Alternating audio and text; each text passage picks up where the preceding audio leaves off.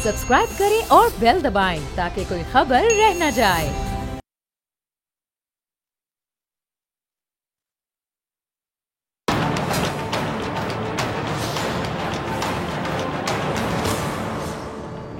अस्सलामुअलैकुम नाज़रीन, मैं हूं डॉक्टर फिज़ा अकबर खान और मैं हूं पाकिस्तान और आप देख रहे हैं पाकिस्तान के सबसे बड़े न्यूज़ चैनल का नंबर 1 प्रोग्राम ऐसे नहीं चलेगा। नाज़रीन, कुछ चीज़ें एवरग्रीन होती हैं। एवरग्रीन का मतलब तो आप समझते होंगे, यानी सदाबहार। वो चीज़ें, वो लम्हात या वो वाक़यात कह लें जिनको कभी भी याद किया जाए या अक्सर हम याद करते हैं, उनकी अहमियत कम नहीं हो सकती। कुछ लम्हे ऐसे होते हैं, सबकी ज़िंदगियों में ऐसे लम्हे होते हैं, ऐसी मेमोरीज़ होती हैं जो माजी का हिस्सा बन चुके होते हैं, लेकिन जब भी आप उन लम्हात को, उन मोमेंट्स को, उन मेमोरीज़ को याद करते हैं, आपको ऐसा लगता है जैसे कि अभी अभी हुआ है, अभी अभी की बात है, पुरानी बात नहीं। ऐसा ही है, चाहे वो 10 साल पुरानी बात हो, 12 साल पुरानी बात हो। अच्छा, इसी तरह सिर्फ लम्हात की बात नहीं करूँगी, मोमेंट्स की बात नहीं करूँगी। कुछ खाने ऐसे होते हैं जिनको कभी भी खाया जा सकता है, दिल भरता नहीं है, उनका जायका हर मौसम, हर वक्त, हर जगह बहुत अच्छा लगता है। यानी वो खाने हम कह सकते हैं कि एवरग्रीन खाने होते हैं। जैसे मुझे बिरयानी बहुत पसंद है, मुझे कभी भी खिला दें। अच्छा, इसी तरह ये वैसे सियासी बिरयानी की बात नहीं करी जो जलसों में मिलती है, वो बिरयानी मुझे बिल्कुल नहीं पसंद। अच्छा, इसी तरह मौसीकी का शौक रखने वाले अफराद के लिए कुछ गाने ऐसे होते हैं जिनको वो सदाबहार गाने कहते हैं। यानी वक्त कितना भी आगे बढ़ जाए, कितने ही नए गाने नए अंदाज में क्यों ना बन जाएं, बल्कि पुराने गानों को भी एक से रीमिक्स किया जाता है। कई बार तो सॉरी टू से बड़ा बेड़ा गर्क कर दिया जाता है उन बड़े खूबसूरत गानों का, और बड़े लोग गुस्सा भी निकालते हैं। कुछ ऐसे मखसूस गाने होते हैं जिनको मैं कह सकती हूँ कि किसी भी दौर में आप जितनी भी तरक्की कर लें मौसीकी में, वो जो पुराने गाने हैं ना, उनका मुकाबला नहीं होता। जैसा कि मलका तरन्नुम नूरजहां के कुछ गाने अगर आप सुने, आज भी आपको वैसे गाने सुनने को मिलेंगे ही नहीं। अच्छा, इसी तरह दुनिया में मौजूद कई तख्लीकात हैं जिनमें से कुछ सदाबहार हैं, जिनकी अहमियत और इनफरादियत कह लें कि उनको एवरग्रीन बनाती है। एवरग्रीन कोई भी चीज़ हो सकती, बस इंसान पर डिपेंड करता है कि उसका ज़ौक़ कैसा है या फिर उसकी चॉइस कैसी है, उसकी पसंद कैसी है। हम कहते हैं ना, इसकी चॉइस बहुत अच्छी है, ये कपड़े बहुत अच्छे चूज़ करता है, इसको मेकअप की बहुत अच्छी सेंस है, इसको ये चीज़ बहुत अच्छी लेनी आती है। बहुत से लोग ऐसी सेंस रखने वाले बंदे से मशवरे करते हैं। इसीलिए डिपेंड करता है कि आपका ज़ौक़ कैसा है, आपकी पसंद कैसी है, आपको अच्छा क्या लगता है। अब ये तो हो गई एक इनफरादी बात। अगर इज्तिमाई तौर पर देखा जाए तो भी कई ऐसी चीज़ें हैं जो इस कौम के लिए सदाबहार हैं। जैसा कि अगर मैं खेल की बात करूं तो आपके ज़हन में सबसे पहले क्या आता है? Cricket match. कितने भी खेल ईजाद हो जाएं दुनिया में, कुछ भी हो जी, बैडमिंटन हो, हॉकी हो, फुटबॉल हो, लेकिन मैच क्रिकेट। और हमारे लिए पाकिस्तान और भारत का खासतौर पे जो क्रिकेट मैच होता है ना, सबसे बड़ा मैच होता है। सदाबहार खेल समझ लें, सदाबहार टाकरा कह लें तो ज़्यादा फिट होगा। अच्छा, जब भी पाकिस्तान और भारत के दरमियान क्रिकेट मैच होता है, यानी दोनों टीमें मैदान में उतरती हैं, उस दिन कई अफराद ऑफिस तक नहीं जाते। बच्चे स्कूल से, कॉलेज से, यूनिवर्सिटी से छुट्टी कर लेते हैं, घर के काम पड़े रह जाते हैं। बड़े खवातीन भी बैठ के देख रही होती हैं मैच, क्योंकि उस दिन कौम सब कुछ छोड़कर सिर्फ पाकिस्तान और भारत के दरमियान मैच देखने को तरजीह देती है, अपने तमाम कामों पे तरजीह। अच्छा, वही सदाबहार जोश, वलवला कह लें, वही सदाबहार दिल की तेज़ धड़कनें, वही सदाबहार जीत की मुस्कुराहट या फिर हार का गम। तो एवरग्रीन या सदाबहार चीज़ें ऐसे ही नहीं बनती, वो अपनी किसी खासियत की वजह से, कोई इंपॉर्टेंस होती है, कोई ऐसी बात होती है जिसकी वजह से वो बाकियों से हट के एवरग्रीन कहलवाती हैं। कोई भी चीज़, चाहे वो कोई भी चीज़ हो, कोई भी वाक़या हो, कोई भी लम्हा हो, कोई भी खाना हो, कोई भी गाना हो या कुछ भी हो। अच्छा, वो चीज़ें जो एवरग्रीन होती हैं, यहाँ पर आप लोग अग्री करेंगे मेरी बात से कि यकीनी तौर पे वो हर जगह आम तो नहीं होती, तभी तो एवरग्रीन होती हैं, तभी तो स्पेशल होती हैं। तो हम उनको रेयर भी कह सकते हैं कि एवरग्रीन चीज़ें हमेशा रेयर होती हैं, यानी कहीं कहीं आपको नज़र आएंगी, 100 में से एक, बल्कि 1000 में से एक, कई दफ़ा लाखों में एक, करोड़ों में एक। जैसे बहसियत एक कौम हमारे लिए बहुत सारी चीज़ें या बहुत से वाक़यात, बहुत से शख्सियात, त्यौहार सदाबहार हैं, वैसे ही ये सदाबहार का एलिमेंट हमें अपनी पॉलिटिक्स यानी सियासत में भी देखने को मिलता है। जैसा कि इस मुल्क का, अब आपने बड़ा एंजॉय करना नाज़रीन, अब गौर से सुनिएगा मैं क्या कहने जा रही हूँ। अब हमारे मुल्क की सियासत में सदाबहार क्या है, ये एवरग्रीन क्या है, इस मुल्क की सियासत का सदाबहार जुमला कौन सा है? जमहूरियत खतरे में है, एवरग्रीन सेंटेंस। ये जुमला वो जुमला है जो मैं और आप अपने बचपन से सुनते आ रहे हैं, एटलीस्ट मैं तो अपने बचपन से सुनती आ रही हूँ। मुल्क में जमहूरियत हो तब भी जमहूरियत खतरे में है, मुल्क में जमहूरियत ना हो जमहूरियत तब भी खतरे में है, किसी सियासतदान का मुकदमा खुल जाए जमहूरियत खतरे में है, किसी सियासतदान पर तनकीद हो जमहूरियत खतरे में है, हुकूमती शख्सियात कोई भी या हुकूमती कोई भी शख्सियत गिरफ्तार हो जाए जमहूरियत खतरे में पड़ जाती है, अपोजिशन के किसी रुकन को गिरफ्तार कर लिया जाए जमहूरियत खतरे में है, नैब किसी को बुला ले तो भी जमहूरियत खतरे में है, FBI कहीं कार्रवाई करे जमहूरियत खतरे में, अदालत किसी अवामी नुमाइंदे को बुला ले तो जमहूरियत खतरे में, किसी सियासतदान से ये पूछ लिया जाए कि अवाम के पैसों को भाई कहाँ इस्तेमाल किया बता दें, तब भी सबसे पहले जो खतरे में पड़ता है जमहूरियत खतरे में, सदाबहार जुमला जमहूरियत खतरे में है। 3 बार हुकूमत करने वालों से पूछा जाए कि असासे कहाँ से बनाए, कित्थों आए ऐसे पैसे, दस दो ज़रा, तब भी जमहूरियत खतरे में है। वो नहीं बताएंगे कि कहाँ से आए, लेकिन जमहूरियत खतरे में ज़रूर पड़ जाएगी। सिंध पर दर्जन साल लगातार इक़्तिदार के मज़े लूटने वालों से अगर गलती से कोई पूछ ले कि जाली बैंक अकाउंट्स का मामला क्या था, खोले कैसे थे, तो ये नहीं बताएंगे कैसे, जवाब आएगा जी जमहूरियत खतरे में है। ये पाकिस्तान की सियासत का एक ऐसा सदाबहार जुमला है जो इस मुल्क के बच्चे बच्चे ने सुना, और कई बच्चे सुनकर बड़े हो गए हमारी तरह। अब उनके भी बच्चे ये सुन रहे होंगे कि जमहूरियत खतरे में है, जमहूरियत खतरे में। जिस तरह पाकिस्तान की सियासत का सदाबहार जुमला है जमहूरियत खतरे में है, इसी तरह पाकिस्तान की सियासत का एक सदाबहार नारा भी है। अब आप सोचेंगे वो नारा कौन सा है? जो पाकिस्तान की सियासत का सदाबहार नारा है, ये नारा ऐसा है कि मौका कोई भी हो, जलसा किसी का भी हो, एहतजाज कहीं भी हो, लेकिन इस नारे के बगैर हर मुजाहिरा, हर एहतजाज, हर धरना, हर जलसा, हर लॉकडाउन, हर मार्च, कुछ भी कह लें, कुछ भी, और वो किसी भी जमात को यकीन जानिए अधूरा तस्वुर किया जाता है, कंप्लीट नहीं होता। अब वो नारा है कौन सा? नारा जरा बजा के सुनाते तो नाज़रीन ज़्यादा एंजॉय करेंगे। रज़ा ज़रा सुनाइएगा नारा। सुना आपने? ये नारा लगाने वाली शख्सियत का नाम है जी अज़मा बुखारी। अब बहुत से लोग इनको उज़मा बुखारी कहते हैं, मैं आपकी ज़रा इस्लाह कर दूं, खुद कहते हैं कि मेरा नाम अज़मा है तो लिहाजा इनका नाम अज़मा बुखारी है। अज़मा बुखारी साहिबा, इनका ताल्लुक है जी शेर वाली पार्टी से, यानी मुस्लिम लीग नून से। इनके ताहयात कायद का नाम है मोहतरम मियाँ नवाज शरीफ साहब, जो आजकल बहुत से लोग कहते हैं हज़रत मियाँ नवाज शरीफ साहब हैं जी, नेकी इतने तो हज़रत लगाना पड़ जाता है बहुत से लोगों को नाम के साथ। अज़मा बुखारी ने एहतजाज करना था बल्ले वालों के खिलाफ, यानी PTI के खिलाफ, लेकिन नारा लगा दिया अपने ही कायद हज़रत नवाज शरीफ के खिलाफ। अब नाज़रीन, मैंने आपको अभी स्टार्ट में बताया था क्लिप दिखाने से पहले कि कोई भी चीज़ एवरग्रीन नहीं बन जाती। बहुत रेयर लोग होते हैं, बहुत रेयर चीज़ें होती हैं, बहुत डिफरेंट होती हैं, बहुत रेयर होती हैं, कुछ हट के होती हैं, जिन्हें हम एवरग्रीन कहते हैं। नवाज शरीफ साहब की मोहब्बत में अज़मा बुखारी साहिबा ने जो नारा लगाया, ये ऐसे ही सदाबहार नारा नहीं बना, इसके पीछे तारीख है, 30 साल से ज़ायद इक़्तिदार की तारीख। ये वो तारीख कह लें जिसको अगर एक ज़ीशौर इंसान पढ़ने की कोशिश करे, पढ़ ले, तो वो नवाज शरीफ की मोहब्बत में ये नारा लगाने पर बिल्कुल इसी तरह मजबूर हो जाएगा जैसे अज़मा बुखारी लाख चाहने के बावजूद खुद को नारा लगाने से रोक नहीं सकी। अच्छा, तारीख मैं आपको ज़रा बाद में बताऊंगी, लेकिन पहले मैं आपको मज़ीद बताऊंगी इस सदाबहार या एवरग्रीन नारे की अहमियत। ज़रा क्लिप देखिए। ये देखे ना, अभी अपना मजाक खुद उड़वाते हैं ना ऐसे लोग, इनको खुद बताना पड़ता है कि नाम किसका लेना था। गो नवाज गो कहना था, फिर कोई कान में कहेगा नहीं गो नियाजी गो कहना था, क्या तमाशा लगाया हुआ इन लोगों ने। अच्छा जी, ये भी नून लीग से ताल्लुक रखने वाले एक साहब हैं जो जज्बात में इतने आगे कि जज्बात में आकर अपने दिल के जज्बात पर काबू नहीं रख सके और नारा वही लगा दिया जो ज़बान ज़दे आम है, यानी सदाबहार है। इनको एहसास बाद में हो कि इन्होंने अपने कायद के नज़रियात के बजाय अपने दिल के नज़रियात की तर्जुमानी कर दी। कहते हैं ना, दिल में होता है, कभी ना कभी ज़बान पर आ ही जाता है।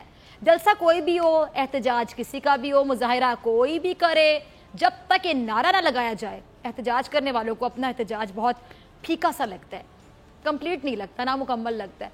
बल्कि कुछ लोग तो अपनी प्रेस कॉन्फ्रेंस का इख्तिताम इसी नारे पर करते हैं। जरा क्लिप चलाइएगा बिलावल का। अच्छा जी, वैसे बिलावल की ज़बान से गो नवाज गो सुनना बिल्कुल गो नवाज गो की अहमियत को बढ़ा देता है और गो नवाज गो ज़्यादा एक एवरग्रीन नारा लगता है, आप लोग अग्री करेंगे। अच्छा जी, ये नारा किसी आम आदमी की ज़बान पर ऐसे ही नहीं पहुंचा, इसको पहुंचाने वाले हमारे अपने नुमाइंदे हैं।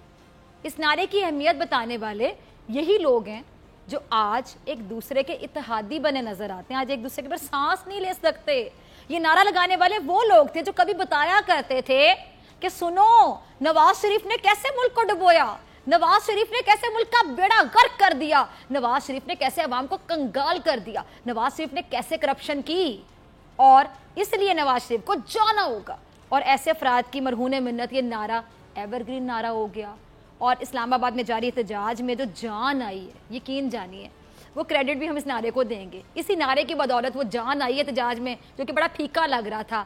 ذرا اس کا بھی کلپ چلا دیجیے گا رضا. اب میں شروع کرنے سے پہلے ذرا یہ بتانا چاہوں گی, دیکھیں آپ نے دیکھی نا یہ کلپ دیکھا آپ نے, یہ فوٹیج دیکھی, یہ جو ساتھ پیلی پگڑی میں صاحب کھڑے ہیں سب سے زیادہ تو وہ ہنس رہے ہیں 32 کے 32 دانت نکال کے, یعنی ان کو بھی احساس ہوگا کہ دیکھیں کیا ہو رہا ہے. مولانا فضل الرحمان کے آزادی مارچ میں کھڑے صاحب بھی اپنے جذبات پر قابو پا ہی نہیں سکے.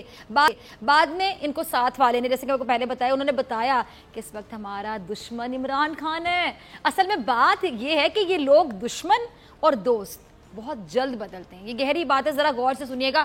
یعنی 5 منٹ میں دشمن بدل لیا, 5 منٹ میں دوست بدل لیا, وہ دشمن بن گئے, کل کے دشمن آج کے دوست بن گئے. جو کل تک گو نواز گو کر رہے تھے وہ آج نواز شریف کو حضرت نواز شریف کہتے ہیں, ان کے قصیدے پڑھ رہے ہیں. جو کل تک نواز شریف کے 30 سالوں میں کیے گئے گناہ اور جرائم گنوا رہے تھے, آج وہ نواز شریف کا نام لینے سے پہلے حضرت لگانا نہیں بھولتے. جو لوگ کل تک ایک دوسرے کو سڑکوں پر گھسیٹ رہے ہوتے تھے اور اتنے جذباتی ہو کے گھسیٹتے تھے کہ مائک بھی توڑ جاتے تھے, وہ آج ایک دوسرے کے گلے لگے ہوتے ہیں. جس تیزی سے ہمارے عوامی نمائندوں کے نظریات بدلتے ہیں, تبدیل ہوتے ہیں, اتنی تیزی سے عوام کے نظریات نہیں بدلے جا سکتے, امپاسبل. اس نعرے کی اہمیت کا تو آپ کو اب اندازہ ہو ہی گیا ہوگا کہ آخر یہ گو نواز گو ایور گرین نعرہ بنا کیسے, یہ نعرہ جو ہے یہ بہت سدا بہار نعرہ بنا کیسے اور کیوں, ریزن کیا تھی. اس کے پیچھے ایک وجہ ہے, وہ وجہ ہمیں خود نواز شریف کے موجودہ دوست بتائیں گے. وہ دوست کون ہے, چلے کلپ دیکھنے آپ کو خود ہی پتہ چل جائے گا میں کن کی بات کر رہی ہوں. زرداری صاحب کو لوگ بہت معتبر, یا چلے معتبر کسی کو اگر سن کے برا لگ رہا ہے, سمجھدار کہہ رہے تھے, سمجھدار سیاستدان ضرور کہتے ہیں. کوئی بھی سمجھدار انسان ایسا دعویٰ آخر کیوں کرے گا جب تک اس کو یقین نہ ہو کہ اس کے دعوے میں کوئی سچائی ہے. اب اس نعرے کو قومی نعرہ بنانے والا ہے کون؟ اس نعرے کو قومی نعرے, نیشنل نعرہ ہی سمجھ لیں نا آپ, قومی نعرہ بنانے والے خود نواز شریف ہیں.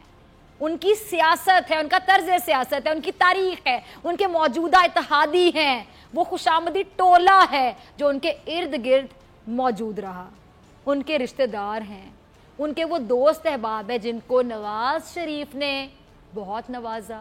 نواز شریف کے اقتدار کے 30 سالوں نے اس نعرے کو سدا بہار یعنی ایور گرین نعرہ بنا دیا. نواز شریف کو 3 بار اقتدار ملا.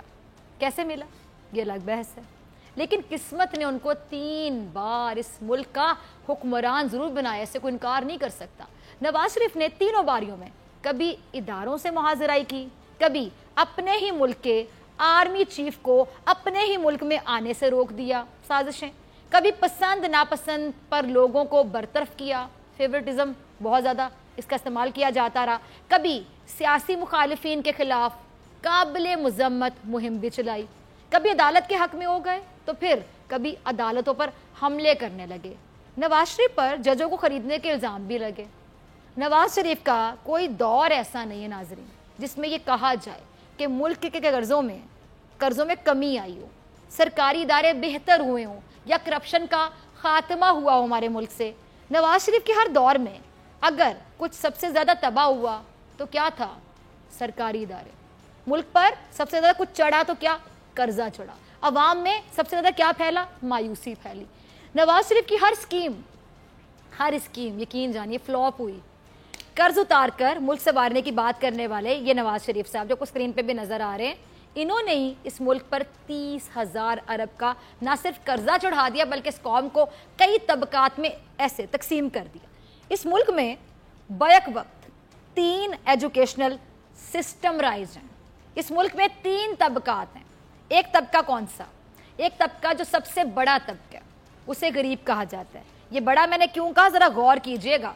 سب سے بڑا طبقہ اسے غریب کہا جاتا ہے. اس کے بعد جو تھوڑا رو کے سسک کر چل رہا ہے اسے مڈل کلاس کہا جاتا ہے. اور ایک چھوٹا سا طبقہ, یہ اس سے بھی چھوٹا سا طبقہ جس کو نہ آمریت میں کوئی پریشانی ہوئی نہ جمہوری دور میں اس کا کچھ بگاڑا جا سکا, وہ ہے ایلیٹ کلاس. اب اس میں پولیٹیکل لیچ بھی آتی ہے. نواز شریف صاحب کی 30 سالہ سیاست میں جو چیز سب سے زیادہ ان کے لیے نقصان دہ بنی میرے مطابق وہ ہے خوش آمد. نواز شریف صاحب کو خوش آمد بڑی پسند ہے. تعریف کس کو بری لگتی ہے, لیکن اتنی بھی نہ ہو کہ آپ ایک بیماری ہے باقاعدہ کہ سیلف رائچسنس, آپ اس کا شکار ہو جائے کہ ہر وقت آپ اپنے بارے میں کوئی بات سننا چاہ رہے ہیں اور تعریف ہی سننا چاہ رہے ہیں, تنقید والا آپ کو پسند ہی نہیں ہے. خوش آمدی اتنا بھی نہیں ہونا چاہیے نا, نقصان اٹھانا پڑتا ہے. اچھا جی, 1985 میں نواز شریف صاحب چیف منسٹر پنجاب تھے. ہیلی کاپٹر میں سفر کے دوران ان کے ساتھ 2 ایسے ممبران اسمبلی بھی تھے جو دل لبھانے کے فن میں اپنا ثانی نہیں رکھتے تھے. اچھا, دونوں اس طاق میں تھے کہ چیف منسٹر کی خوشنودی حاصل کرنے کے لیے کچھ کیا جائے, مکھن شکل لگایا جائے, کچھ خوش آمد کی جائے. اب سفر کے دوران نواز شریف صاحب کھڑکی سے باہر دیکھتے رہے. سفر ختم ہوا تو سب ریسٹ ہاؤس میں چائے پینے کے لیے رکے. اچھا, ان دنوں پنجاب حکومت کی توجہ کھیت سے منڈی تک سڑکوں پر تھی اور نواز شریف اس پر بہت زیادہ فخر بھی کرتے تھے. بلکہ ان میں سے ایک نے نواز شریف کا جو نئی بنی ہوئی سڑکوں سے عشق ہے وہ بھانپا اور بھانپتے ہوئے کہا کہ سر, آپ کی دور حکومت میں پنجاب میں اتنے ترقیاتی منصوبے مکمل ہوئے کہ شیر شاہ سوری کے بعد اب تک نہ ہوئے ہوں گے. نواز شریف صاحب نے جب سنا یہ تو یقینی طور پہ بہت زیادہ خوش ہوئے اور پھر دوسرے فنکار کی طرف دیکھ کر کہا کہ آپ کا کیا خیال ہے. دوسرے نے بے ساختہ کہا کہ سر, اس نے بڑی بے وقوفانہ بات کی ہے. کہاں آپ کی شاندار کارکردگی پرفارمنس اور کہاں شیر شاہ سوری. مجھے کہنے کی اجازت دیجیے کہ طوفان نو کے بعد اگر پنجاب میں ترقی ہوئی ہے تو صرف آپ کے دور میں ہوئی ہے. نواز شریف کھل کر ہنسے اور طوفان نو کی مثال دینے والے ممبر اسمبلی سے کہا کہ آپ نے میچ جیت لیا. جب اقتدار آتا ہے تو ساتھ میں بہت سارے خوش آمدی بھی ساتھ لاتا ہے, اور جب آپ یہ سمجھنے لگ جائیں کہ آپ کسی جمہوری ریاست کے نہیں, اس سلطنت کے بادشاہ ہو جس کو آپ کے آباء و اجداد نے تلوار کے زور پہ باقاعدہ فتح کیا تھا, تو پھر ایسا ہی ہوتا ہے. ان کے ساتھ خوش آمدیوں کا ٹولہ رہا, چپکا رہا, جس کی وجہ سے نواز شریف نے غیر ضروری کام کیے اور ضروری کاموں کو پس پش ڈال دیا. اب نواز شریف نے اپنے دوستوں اور احبابوں میں وزارتوں کی بندر بانٹ بھی کی. پھر ان رشتہ داروں نے اپنے رشتہ داروں اور دوست احبابوں کو نوکریاں بھی لگوائیں اور عہدوں کی بندر بانٹ بھی ہوئی. میرٹ سنا ہے نا, لفظ تو سنا ہوگا نا, دیکھا نہیں ہے تو. میرٹ اس معاشرے سے ختم ہو گیا. نوجوان کو یقین ہو گیا کہ سرکاری نوکری صرف ان کے لیے ہے جو منہ میں سونے کا چمچہ لے کر پیدا ہوتے ہیں یا جن کے پاس بڑی پرچی ہوتی ہے. اس کے ساتھ ساتھ دوسرا بڑا معجزہ یہ ہوا کہ نواز شریف صاحب کے بچے بچپن میں ہی ارب پتی بن گئے. نواز شریف وزیر اعظم ہونے کے باوجود اپنے ہی ارب پتی بچوں کے ملازم ہو گئے, ان سے سیلری لیتے تھے. ملک کا قرضہ بڑھتا گیا اور نواز شریف خاندان جو ان کا ہے وہ شاید ایک واحد خاندان تھا, نواز شریف خاندان, جو اس وقت بھی ترقی کر رہا تھا جب اس ملک کا قرضہ بڑھ رہا تھا. دیکھیں ذرا کیا شاندار ترقی ہے. 3 بار اس عوام نے نواز شریف کو منتخب کیا, یعنی نواز شریف پر اعتبار کیا, اعتماد کیا, اور تینوں بار نواز شریف نے جمہوریت کے نام پر عوام کو صرف سڑکیں, پل, overhead bridges, underpasses, بسیں, ٹرینیں یہ دی. وہ بھی بعد میں خود ہی گروی رکھوا دی گئی چیزیں. اب یہ مختصر تھی تاریخ اس ہر دل عزیز نعرے کی جو آج زبان زد عام ہے. آج نواز شریف کے اپنے بھی بے اختیار یہ نعرہ لگا دیتے ہیں, منہ سے نکل جاتا ہے گو نواز گو. ان کے اپنے چاہنے والے کہہ دیتے ہیں گو نواز گو, بعد میں کوئی ہلا کے بتاتا ہے نیازی کہنا تھا, کچھ اور کہنا تھا, غلطی سے نواز کہہ دیا. دیکھ لیں بعد میں اس پر ان کو بہت سننے کو بھی ملتی ہوگی یقینی طور پہ, لیکن یہ ایک تاریخ بن چکی ہے نا. میاں صاحب بھی کیا کر سکتے, کس کو روکیں گے. اب اسی طرح ایک اور نعرہ ہے, کل بھی بھٹو زندہ تھا, آج بھی بھٹو زندہ ہے, تم کتنے بھٹو مارو گے, ہر گھر سے بھٹو نکلے گا. اب یہ نعرہ آپ دیکھ لیں, اور سندھ میں پیپلز پارٹی کے 12 سال دیکھ لیں. پیپلز پارٹی نے عملی طور پر اس نعرے کو ثابت کر کے دکھایا. کیسے؟ سندھ میں اب لگتا ہے ایسا ہی ہے نا کہ جیسے صرف بھٹو ہی زندہ ہے, باقی تو سارے مر گئے.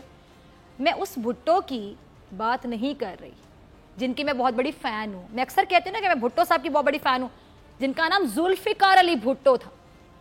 وہ نام آج بھی زندہ ہونا چاہیے, تبھی تو ان کو تھوڑے بہت ووٹ مل جاتے ہیں اس نام کی وجہ سے. وہ نام اپنی زندگی میں کچھ نہ کچھ کر گیا نا سیاست میں, تو تبھی تو یہ آج تک اس نام کو کیش کروا رہے ہیں.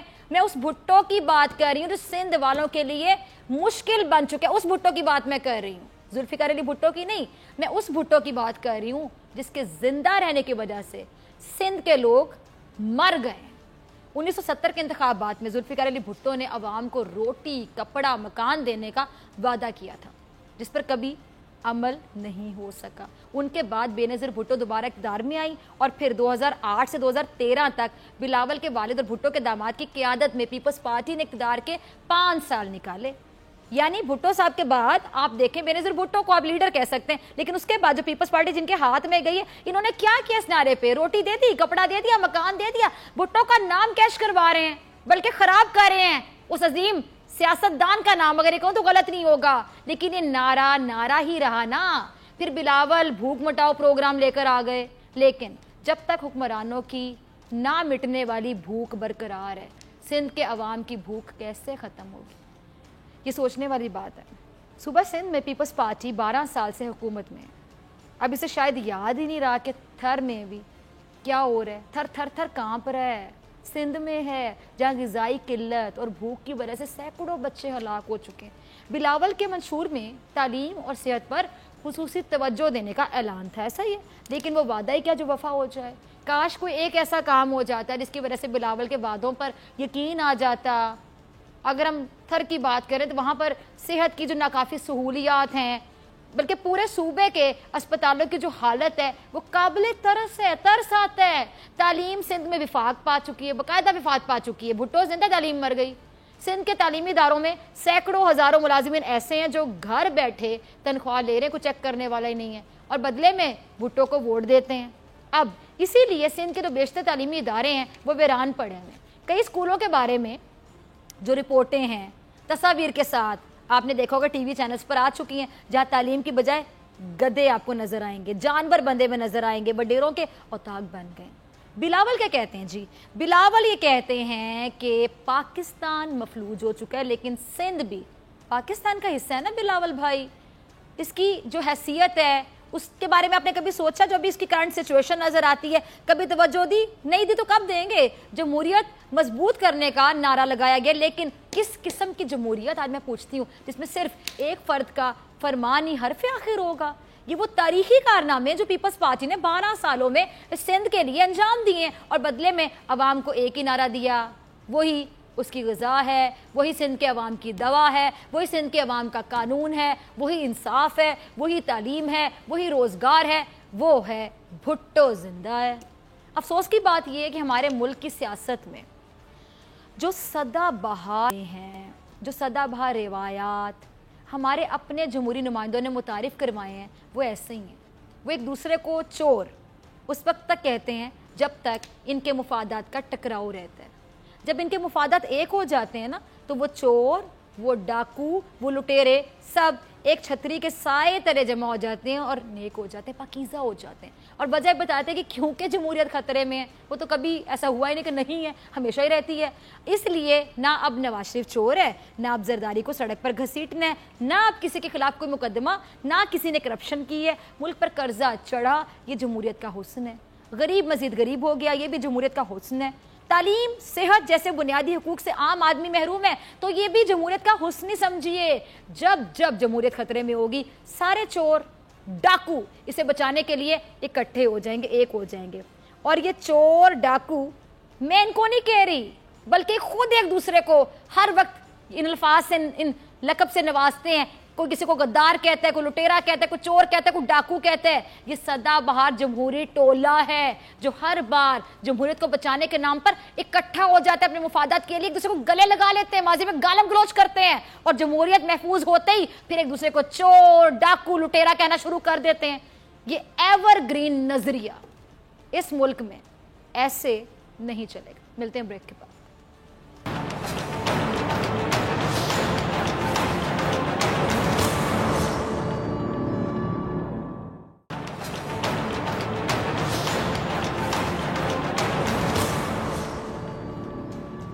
ویلکم بیک ناظرین، آپ دیکھ رہے ہیں ایسے نہیں چلے گا، میں ہوں آپ کے ساتھ ڈاکٹر فضا اکبر خان مولانا صاحب، اور ان کا دھرنا زبان زدیام۔ اب تو لوگوں کا بلکہ انٹرسٹ بھی لوز ہونا شروع ہو چکا ہے۔ ہاں، اب صرف لوگ یہ جاننا چاہ رہے ہیں، لوگ اس بات پر فوکس کریں کہ آخر ختم کب ہوگا، جو تماشا شروع ہوا ہے، ایک ڈرامہ شروع ہوا ہے، یہ ختم کب ہوگا۔ اور کل بھی جیسے کہ پروگرام میں نے آپ کو بتایا کہ مقصد کے بغیر کوئی چیز آپ اچیو نہیں کر سکتے. پہلے ہوتا ہے مقصد کہ کس مقصد کے تحت آپ جد و جہد کرنا چاہ رہے ہیں. دوسری چیز ہوتی ہے جد و جہد. پہلا مقصد, پھر جد و جہد, اس کے بعد ریزلٹس. نہ مقصد ہے, جد و جہد آپ کے سامنے ہے کہ چند بچے مدرسوں کے, چند لوگ جن کو اپنے پیچھے لگایا ہوا, اس طرح ٹرک کی بتی کے پیچھے آپ لگے ہوتے ہیں, ان کو خود نہیں پتا کہ مقصد کیا ہے اور جد و جہد کیسی. پھر ریزلٹس کے بارے میں تو میرے خیال سے ہمیں سوچنا بھی نہیں چاہیے. اب تمام لوگ یہ جاننا چاہتے ہیں کہ آخر یہ دھرنا ختم ہوگا کب. اور اب تک مولانا صاحب کہتے ہیں جی انہوں نے بڑا کچھ اچیو کیا ہے, تو مجھے تو یہی نظر آ رہا ہے کہ کچھ بھی اچیو نہیں کیا. جو ہم ویڈیوز بھی دیکھ رہے ہیں جو وہاں سے بن کر آتی بھی ہیں, لوگ شیئر بھی کرتے ہیں. اب تو سوشل میڈیا پہ بھی ہر چیز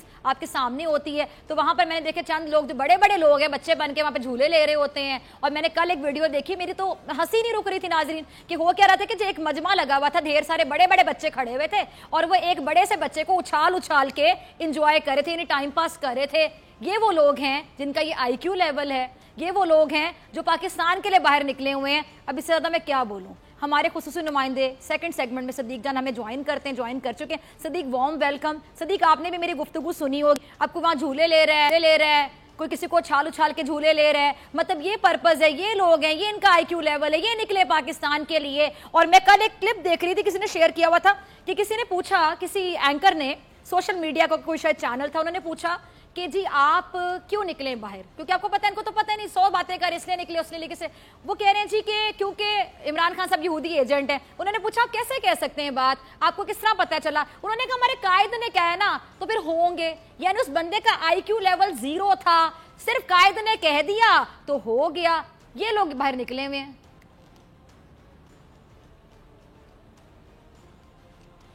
دیکھیں جی 3 چیزیں. ایک تو آپ نے کہا کہ جھولے جھول رہے ہیں اور انجوائے کر رہے ہیں, تو دل کو بہلانا بھی تو ہے نا, سارا دن بیچارے کیا کریں وہاں بیٹھ کر. اور دوسری بات جو آپ نے کہی کہ کچھ کارکنان سے بات ہوئی, بالکل وہ ہمارے دوست ہیں قمبر زیدی, جنہوں نے پوچھا کارکنان سے اور انہوں نے وہی جواب دیا جو کہ آپ بتا چکی ہیں. لیکن تیسری بات یہ ہے کہ جہاں پہ ہم کچھ کارکنان کو یہ کہہ رہے ہیں کہ وہ بیچارے ان کو پتہ نہیں ہے, سادہ ہیں, ان کو کیا ورگلا کے لایا گیا ہے, ان کی برین واشنگ کر کے لائی گئی ہے. لیکن وہیں پہ کچھ کارکنان کو آپ کو اور ہمیں مل کر اپریشیٹ کرنا چاہیے کہ وہ کارکن جو کل فضل الرحمان صاحب کے خطاب کے بعد بڑی تعداد میں گھروں کو واپس چلے گئے ہیں, اور وہ واپس اس لیے چلے گئے ہیں کہ انہوں نے, فضل الرحمان صاحب نے جب ان کو اللہ اور رسول کے واسطے دیے, جب کہا کہ عزت کے ساتھ بیٹھو, جس میں غیرت ہوگی وہ بیٹھا رہے گا, تو کچھ کارکنان نے یہ سوچا کہ مولانا صاحب آپ ہمیں تو کہتے ہیں کہ بیٹھے رہو, خود آپ آتے ہیں 3 گھنٹے کے لیے, 1 گھنٹہ آپ کنٹینر کے اوپر کھڑے ہو کے خطاب فرماتے ہیں, اور 2.25 گھنٹے آپ کنٹینر کے اندر بیٹھ کے مخصوص اینکرز کو مل کے, اور 3.25 گھنٹے بعد آپ چلے جاتے ہیں. جا کے آپ کی رہائش گاہ پہ وہاں پہ مٹن کڑھائیاں چل رہی ہیں, آپ وہ یہ بٹ کی مٹن کڑھائیاں کھا رہے ہیں یہاں کے اسلام آباد کی بہترین بنی ہوئی, اور کارکن بیچارے ان کو کھانا ہی نہیں مل رہا, ان کو پانی نہیں مل رہا. تو بڑی تعداد میں کل رات کو کارکن واپس چلے گئے ہیں, اور انہوں نے کہا کہ مولانا صاحب ایسے نہیں چلے گا کہ آپ ہمیں بٹھاتے ہیں, ہم سردی میں ذلیل ہو رہے ہیں, کسی بیچارے کو نزلہ ہو گیا ہے, کسی کو زکام ہو گیا ہے, کسی کو بخار ہو گیا ہے, کسی کو کچھ ہو گیا ہے, کسی کو کچھ ہو گیا ہے, کھانا ان کو مل نہیں رہا, پانی ان کو مل نہیں رہا, اور آپ جا کے اور مٹن کڑھائیاں کھا رہے ہیں. تو کارکنان کی بڑی تعداد واپس چلی گئی ہے. اور اس وقت آپ نے دیکھا ہوگا کہ فضل الرحمان صاحب جو ہیں, پہلے دیکھیں نا مختلف سٹیجز آئیں.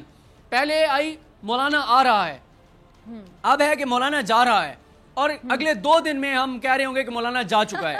پھر ایک آیا کہ مولانا پگھل رہے ہیں, اب مولانا پگھل چکے ہیں. مولانا صاحب کی اس وقت پالیسی یہ ہے کہ وہ منت ترلے کر رہے ہیں, وہ دعا دے رہے ہیں, دعا کر رہے ہیں اور انتظار کر رہے ہیں. دعا وہ حکومت کو دے رہے ہیں کہ میں ان کو دعا دیتا ہوں کہ اللہ ان کو ہدایت دے اور ہمارا کچھ کریں. اور آج آپ پرویز خٹک صاحب کا وہ جو کلپ ہے جس میں پرویز خٹک صاحب نے کہا کہ بس کوشش یہ ہو رہی ہے کہ کوئی ایسا راستہ نکالا جائے کہ ان کی عزت رہ جائے, ان کی عزت بچ جائے. بعض عزت بچانے پہ آ چکی ہے. اس وقت میں یہ سمجھتا ہوں کہ فضل الرحمان صاحب تو چاہتے ہیں کہ as soon as possible in کو کوئی ڈاکومنٹ ایسا دیا جائے جس کو وہ لہراتے ہوئے, دل کو بہلاتے ہوئے شہر اقتدار سے روانہ ہو جائیں. اور لیکن حکومت جو ہے, حکومت بھی ان کے ساتھ کھیل رہی ہے, انجوائے کر رہی ہے, ان کے درد, ان کے کرب, ان کی اذیت, ان کی مشکل, ان کی بےتابی, ان کی بے چینی, اس کو انجوائے کر رہی ہے حکومت بھی. آدھے گھنٹے کے لیے یہ بھی تو ہو سکتا ہے انڈیا میں بڑے آج کل مقبول ہے مولانا صاحب دھرنے کی وجہ سے, انڈین میڈیا بڑا کوریج دے رہا ہے, بڑا خوش ہو رہا ہے کہ چلیں اس طرح کے لوگوں کے ہوتے ہوئے ہم جیسے دشمنوں کو سازش کرنے کی کیا ضرورت ہے. سوری ٹو سے بڑے کڑوے الفاظ ہیں جو مجھے بولنے پڑ رہے سچویشن کو دیکھتے ہوئے. تو مولانا صاحب کشمیر کمیٹی کے چیئرمین بھی بن چکے ہیں, اتنے سال رہ چکے ہیں, اور مولانا صاحب سمجھتے بھی ہوں کہ کشمیر کے معاملات کو اب ان کے اندر جو ایک پیٹریوٹک فیلنگز بھی جاگ چکی ہیں, ان کے اندر کا ایک انسان بھی جاگ چکا ہے, ان کا ضمیر بھی جاگ چکا ہے, ان کو وطن سے محبت بھی ہو چکی ہے, اور ان کو سمجھ آ رہی کہ کیا غلط ہو رہا ہے. تو ان کو کیوں نہ انڈیا ہی بھیج دیا دے کہ جا کے ذرا بات تو کریں مودی سے کہ کشمیر کے حوالے سے جو آپ نے ڈیسیژن لیا تھا یہ کتنا غلط تھا, کتنا غیر جمہوری تھا, کیونکہ جمہوریت تو یہ بڑھا رہے ہیں نا کہ سڑکوں پر. دیکھیں مودی کے پاس جائیں یا نہ جائیں, لیکن ان کے اپنے, ان کے قریبی دوست, ان کے دل کے بڑے قریب, جن کے ساتھ ان کا بڑا جذباتی لگاؤ ہے, محترم المقام کیپٹن ریٹائرڈ صفدر صاحب, میاں محمد نواز شریف صاحب کے داماد, مریم صفدر صاحبہ کے خاوند, انہوں نے لاہور میں کھڑے ہو کر یہ خوشخبری سنائی تھی, اور انہوں نے کہا تھا کہ میرا پیغام کشمیر کی ماؤں بہنوں بیٹیوں کو پہنچا دو. انہیں کہو کہ بس 27 تک آپ تحمل سے رہیں, برداشت کریں. 27 کو جب ہم پہنچیں گے, روانہ ہوں گے, تو فضل الرحمان صاحب اور ہم مل کے LOC کراس کریں گے. LOC ہم کراس کر کے اور جا کے اور وہاں پہ جو کرفیو ہے اس کو ختم کرائیں گے. تو اب پہلے تو یہ دیکھنا ہے کہ جو کیپٹن ریٹائرڈ صفدر اوان صاحب نے جو دعویٰ کیا تھا, جو خوشخبری سنائی تھی کشمیر کی ماؤں بہنوں بیٹیوں کو, کہ کب یہ LOC کراس کر کے جا رہے ہیں. اور یہ بہترین پاکستان کے لیے بھی اس سے اچھی بات نہیں ہوگی کہ اگر یہ اپوزیشن کے جو 9 جماعتوں کے رہنما, آپ ذرا تصور کریں نا کہ کیسا وہ منظر ہوگا جب LOC کی طرف جائیں گے. محمود خان اچکزئی جو پاکستان کی بات نہیں کرتے, جو کشمیر کے حوالے سے ایک بیان مجھے اچکزئی صاحب کے دکھا دیں. پھر وہ اسفندیار ولی صاحب, آپ منافقت دیکھیں ہمارے سیاستدانوں کی. اسفندیار ولی ANP ہمیشہ یہ کہتے تھے کہ ہمارے جو لوگ شہید ہوئے ہیں ان کی شہادت کے پیچھے وہ سوچ ہے جو سوچ مولانا فضل الرحمان پروموٹ کرتے ہیں. وہ انتہا پسندی, دہشت گردی اور شدت پسندی کی سوچ ہے جو ہمارے رہنماؤں کی شہادت کا سبب بنی. آج دونوں اکٹھے کھڑے ہیں, اور وہ کہتے تھے کہ اگر مولانا کو گرفتار کیا گیا تو میں لیڈ کروں گا. پھر وہ دیکھیں آپ جو ہے جو ایک دوسرے کو, یہ بلاول صاحب جو ہیں وہ لبرل بنتے ہیں, سیکولر بنتے ہیں, اور وہ ہمیشہ اس سوچ کے خلاف لڑنے کی بات کرتے ہیں جس سوچ کے بارے میں کہا جاتا ہے کہ وہ فضل الرحمان صاحب کے مدارس کی دی ہوئی سوچ ہے. آپ وہ فواد چودھری صاحب نے کیا ٹویٹ, انہوں نے کہا ذرا بتا دیں یہ بلاول صاحب کہ جس فضل الرحمان صاحب کے ساتھ آپ کھڑے تھے, جن کو آپ اپنی والدہ کا قاتل کہتے ہیں, اس شخص کا, طالبان اس رہنما کا فضل الرحمان صاحب کے مدارس سے اور ان کی جماعت سے کیا تعلق تھا. تو منافقت چل رہی ہے اپنے اقتدار کی خاطر, اپنے مفاد کی خاطر, جو ایک دوسرے کو گالم گلوچ دیتے تھے, جو ایک دوسرے کو برا بھلا کہتے تھے, جو ایک دوسرے کا پیٹ چیرنے کی پھاڑنے کی بات کرتے تھے, سڑکوں پر گھسیٹنے کی بات کرتے تھے, ایک دوسرے کو دھرتی کا ناسور کہتے تھے, غدار کہتے تھے, دھرتی کا بوجھ کہتے تھے, پاکستان کی سلامتی کے لیے خطرہ کہتے تھے. آج وہ کہتے ہیں کہ یہ مت کہو کہ ہم جدا ہیں. وہ کہتے ہیں یہ جو مولانا صاحب کہہ رہے ہیں کہ جو یہ کہہ رہے ہیں کہ ہم جدا ہیں وہ بکواس کر رہے ہیں. ہم الحمدللہ ایک ہیں, ہمیں کوئی جدا نہیں کر سکتا. ویسے ہماری تو دعا ہے کہ اللہ تعالیٰ ان کا پیار محبت یہ سلامت رکھے. کون چاہتا ہے کہ جو دو محبت کرنے والے ہیں وہ ایک دوسرے سے دور ہوں, وہ بچھڑیں؟ ہم تو ہرگز ایسا نہیں کہہ سکتے. تو اللہ تعالیٰ ان کی محبت, ان کی قربت برقرار رکھے. ہماری ان کے لیے نیک خواہشات ہیں, دعائیں ہیں, لیکن جو اطلاعات آ رہی ہیں وہ یہی ہے کہ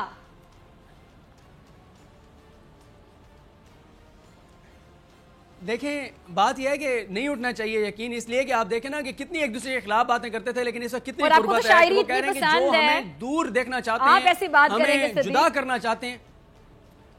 لیکن بڑے بڑے شاعر محبتوں پہ غزلیں لکھ کر دنیا سے کوچ کر چکے ہیں, جہان فانی سے کوچ کر چکے ہیں, اور ہم جیسے لوگ ان کے شعر پڑھ رہے ہوتے ہیں. محبت سے تو باقی یقین اٹھ جائے گا اگر ان کی محبت کو لوگوں نے محبت سمجھ لیا. نہیں, میرا خیال ہے کہ اب تو لوگ مثال دیا کریں گے کہ مجھ سے ایسی محبت کرو جیسے بلاول فضل الرحمان صاحب سے محبت کرتے تھے, جیسے شہباز شریف فضل الرحمان صاحب سے محبت کرتے تھے. دیکھیں نا کتنی مخالفت رہی. پھر آپ دیکھیں محبت دیکھیں, قربت دیکھیں. آج شہباز شریف صاحب کہہ رہے ہیں. تو بات یہ ہے کہ ان کی آپ دیکھیں, پہلے عمران خان کہتے تھے یہ ایک ہیں, یہ کہتے تھے ہم ایک نہیں ہیں, ہم مخالف ہیں. آج کہہ رہے ہیں کہ ہم ایک ہیں, ہمیں جدا مت کہو, ہمیں مخالف مت کہو. جو اندر کی خبر ہے وہ یہی ہے کہ جو منافقت ہے, جب یہ آف کیمرہ بیٹھتے ہیں تو آج بھی صورتحال یہ ہے کہ نون لیگ کہہ چکی ہے کہ اگر فضل الرحمان صاحب کا یہ دھرنا جاری رہے گا تو ہم اس دھرنے کو بھی اب سپورٹ مزید نہیں کر سکتے. پیپلز پارٹی کہتی ہے کہ آج قمر الزمان قاہرہ صاحب کا بیان ہے. قمر الزمان قاہرہ صاحب نے کہا کہ یہ جو لاک ڈاؤن ہوتا ہے یہ شدت پسندی ہوتی ہے, ہم اس کے خلاف ہیں. اور انہوں نے کہا کہ ہم مولانا کے آزادی مارچ کا جو دھرنا ہے اس کا ہم حصہ نہیں ہے, یہ مولانا جانے, ان کا کام جانے, ہمارے سے کوئی تعلق نہیں ہے. ہماری صرف اخلاقی سپورٹ ہے, ہماری صرف, اور نولی کہتی ہے ہماری صرف سیاسی سپورٹ ہے, ہماری اخلاقی سپورٹ ہے. باقی آج دیکھیں, آج فضل الرحمان صاحب کے ساتھ ایک ہی شخصیت کھڑی تھی, اچکزئی صاحب. دونوں فارغ ہیں بیچارے, نہ اسمبلیوں میں ہیں, نہ کوئی اور روزگار رہا ہے. ایسے تو نہیں عمران خان نے سیاسی بے روزگار اور سیاسی یتیم کہا ان لوگوں کو. ظاہر ہے 9 جماعتیں ہیں, 2 کی قیادت جیلوں میں ہے یا ضمانتوں پہ ہے اور آگے انہوں نے دوبارہ جیلوں میں جانا ہے, 7 اسمبلیوں سے باہر ہیں. تو یہ صورتحال ہے ان کی. تو اب یہی بیچارے دل بہلانے کے لیے یہی کنٹینر پہ چڑھ کے کھڑے ہوئے ہیں, خطاب شتاب کرتے ہیں. لیکن فضل الرحمان صاحب ایک زیادتی کر رہے ہیں اپنے کارکنان کے ساتھ, ان کو کم از کم وہیں پہ رہنا چاہیے, اسی کنٹینر پہ رہیں. اور دیکھیں وہ لوگ جو ڈاکٹر طلعت قادری پہ وہ کرتے تھے, اعتراض کرتے تھے کہ وہ خود کنٹینر میں بیٹھے ہوئے ہیں اور کارکن بیچارے سردی میں, آج مجھے وہ اینکر مل نہیں رہے, وہ تجزیہ کار, وہ دانشور نظر نہیں آتے. کہ چلو وہ دھرنے میں موجود تو رہتے تھے نا, کنٹینر میں رہتے تھے. تو یہاں تو صورتحال یہ ہے کہ مولانا صاحب 3.25 گھنٹے کے لیے آتے ہیں اور باقی ٹائم وہ وہاں پہ ایک محل ہے اسلام آباد میں جہاں پہ کھانے کھابے سوپ اور بلکہ مجھے یاد ہے صدیق جان, بہت سے لوگ ابھی ڈیبیٹ جب ہو رہی ہوتی ہے تو پی ٹی آئی والوں کو یعنی حکومتی نمائندے جب بیٹھے ہوتے ہیں ٹی وی چینلز پہ, تو یہ اپوزیشن والے اکثر ڈیفینڈ کر رہے ہوتے ہیں مولانا کو کسی طرح, تو وہ کہہ رہے ہوتے ہیں جی آپ کا بھی تو دھرنا تھا نا, دھرنا سیاست آپ نے بھی تو کی تھی. تو وہاں پہ مجھے یاد ہے کہ عمران خان صاحب نے تو اپنا جم کا سامان بھی کہتے وہیں پہ منگوا لیا تھا, وہ بھی ہمیشہ وہاں پہ رہتے تھے.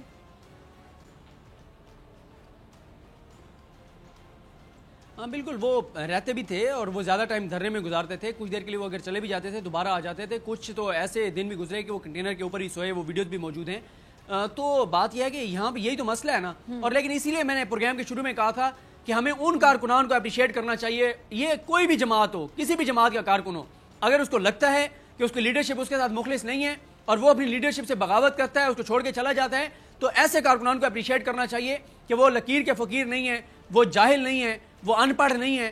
ان کی سوچ ہے, ان کی فکر ہے, ان کا دماغ ہے جس کا وہ استعمال کرتے ہیں, اور وہ چھوڑ کے چلے گئے. انہوں نے کہا آپ ہمیں لائے تھے کہ میں استعفیٰ لوں گا, انتخابات کے اعلان کرواؤں گا, اسلامی نظام کا نفاذ کراؤں گا, توہین مذہب, توہین رسالت, توہین صحابہ والوں کے خلاف ایکشن ہوگا, اور اب آپ ہمیں کہہ رہے ہیں کہ ہماری ساری کی سارے ہمارے مستقبل کا فیصلہ ان جماعتوں نے کرنا ہے جو ہمارے ساتھ شریک ہی نہیں ہے.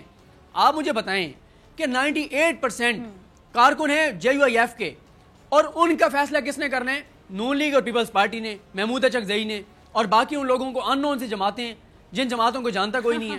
یقین کریں جن جماعتوں کو یہ ساتھ لے کے آئے ہیں, 9 جماعتوں میں جو شامل ہیں, ان سے تو بہتر ہے رکشہ یونین والوں کو شامل کر لیتے ہیں. ان کے پاس زیادہ لوگ ہیں ان سے, جو کئی اس 9 جماعتوں میں ایسی جماعتیں شامل ہیں جن کے پاس یونین کونسل کا ایک منتخب کونسلر بھی نہیں ہے, اور وہ اس وقت حکومت گرانے آ گئے.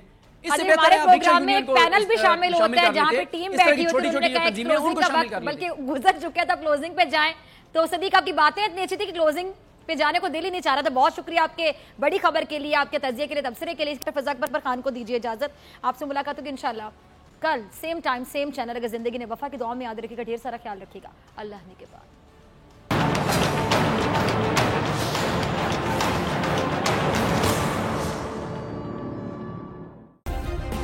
سبسکرائب کریں اور بیل دبائیں تاکہ کوئی خبر رہ نہ جائے.